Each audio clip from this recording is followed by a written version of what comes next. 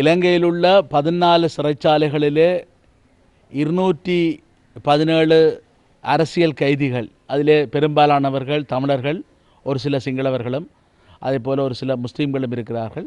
இவர்கள் அனைவரும் தங்கள் அனைவரையும் உடனடியாக பொது மன்னிப்பின் கீழ் விடுதலை செய்யப்பட வேண்டும் என்ற கோரிக்கையை முன்வைத்து நவம்பர் மாதம் 7ஆம் தேதியிலிருந்து உண்ணாவிரத போராட்டத்திலே ஈடுபட்டிருக்கிறார்கள்.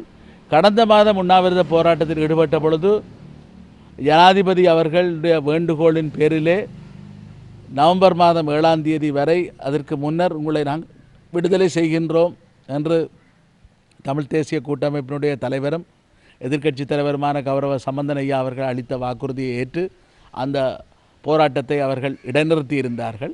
ஆனால் இப்பொழுது அரசாங்கம் இதை கைவிட்டிருக்கக்கூடிய இந்த சூழ்நிலையிலே தான் இந்த பிரச்சனை மீண்டும் இங்கே முன்வைக்கப்பட்டிருக்கிறது. இந்த உடனடியாக அவர்களுக்கு பொது மன்னிப்பு வழங்கி விடுதலை செய்ய வேண்டும். அதை விடுத்து பகுதி பகுதியாக ஒரு சிலரை பிணையிலே கட்டம் கட்டமாக விடுதலை செய்வதையோ அல்லது சட்ட நடவடிக்கை எடுக்கப்படுவது என்பதையோ ஏற்றுக்கொள்ள முடியாது. ஆகவே இந்த இடத்திலே நாங்கள் ஒன்றை மாத்திரம் தெளிவாக இறுக்கமாக கேட்டுக்கொள்ள விரும்புகின்றோம். உடனடியாக இந்த பிரச்சனைகளுக்கு முற்றுப்புள்ளி வைப்பதற்காக பொது மன்னிப்பு வழங்கி விடுதலை செய்ய வேண்டும்.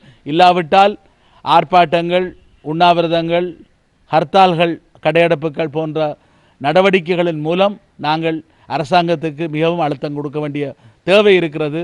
அது நிச்சயமாக நீங்கள் எதிர்பார்க்கின்ற அந்த நல்லாட்சிக்கு இது உகந்தது அல்ல. அதே போல தேசிய நல்லிணக்கமும் ஒருபோதும் ஏற்படாது.